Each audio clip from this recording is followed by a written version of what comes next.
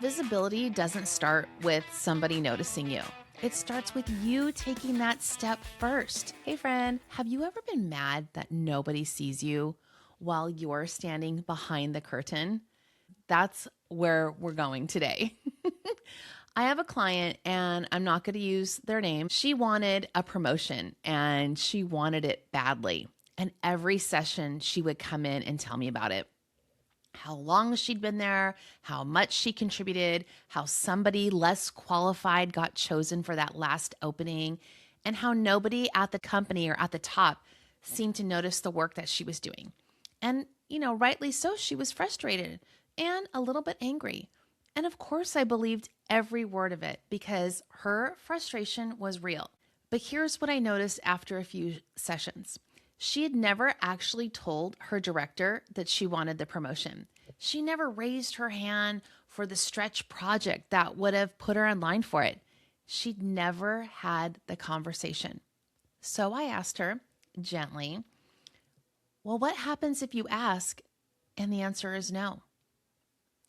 And that's when it came out. It wasn't really about a promotion. It was about the things that came with it. A new schedule might mess up her family time. She might not be able to go to her kids' sporting events as easily as she had in the past. Peers might resent her if she got picked over them. The fear that if she stepped into a bigger role and people watched her closely, that she might not be enough. So instead of asking, she complained. And instead of raising her hand, she stayed quiet and called it patience. And every bit of that frustration that she had brought to me, it let her feel like she was doing something about her situation without ever having to risk the one thing that actually scared her. She was standing behind the curtain and she was upset that nobody could see her. But friends, I want to be honest with you because I didn't learn this lesson by watching someone else or reading it in a book. I have lived it myself too. For years, people kept telling me I'd make a wonderful coach and speaker. Friends and colleagues, people I'd helped along the way, they kept saying it. And I just kept finding ways to not fully step into it. I would take another class, I would sign up for another workshop, or better yet, get another certification. And it was all useful and all real growth. And that's what happens when you're a growth mindset individual. You always feel there's something else that you could be learning.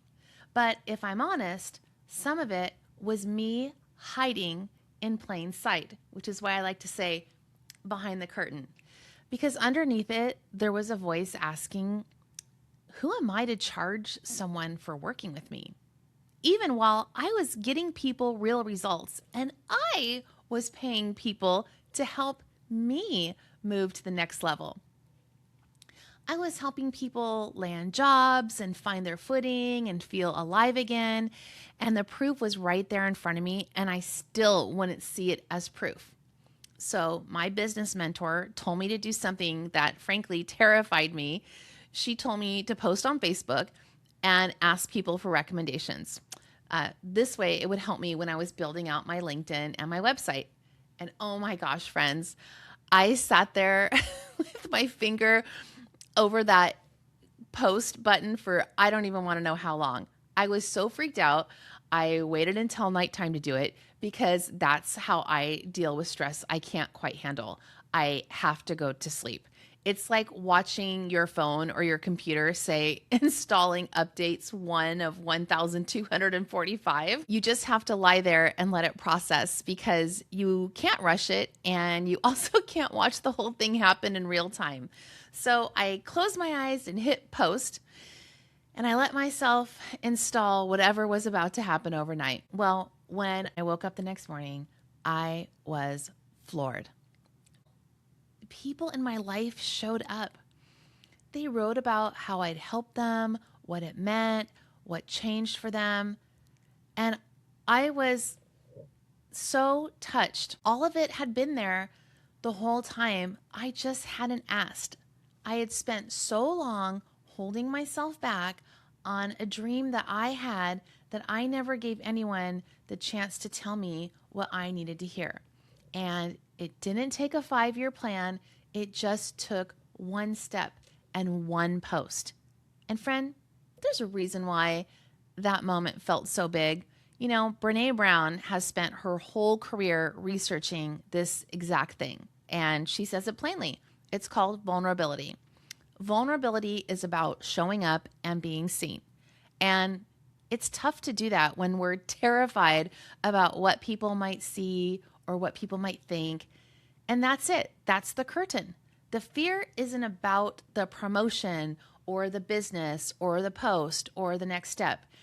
It's about being seen before you feel ready to be seen. So visibility doesn't start with somebody noticing you.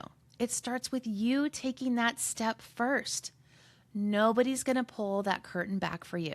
That's your job and only yours. Now, here's where it gets a little bit uncomfortable because I want you to do something with me right now. I want you to think about something you've been frustrated about not having: a promotion, a client, a relationship, an opportunity, whatever it is for you.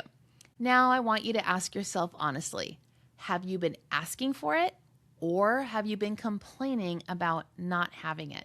Because those two things feel almost identical from the inside. They both involve talking about the problem a lot. They both involve other people hearing, sometimes over and over again, how you feel.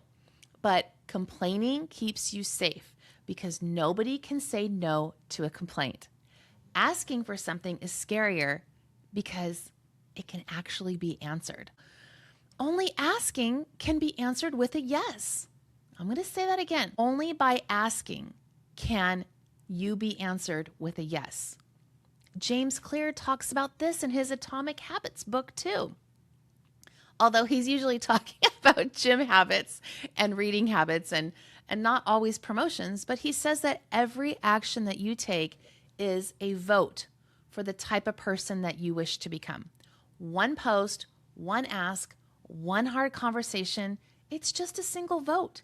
I mean, it's not going to transform you on its own, but it's the only way the evidence for whatever new identity or new thing that you want will ever get to start building. You can't vote for the person who gets seen while you're standing behind the curtain, right? So it's such a simple question, but I do feel it'll stop you in your tracks if you're honest with yourself. Complaining really does feel active.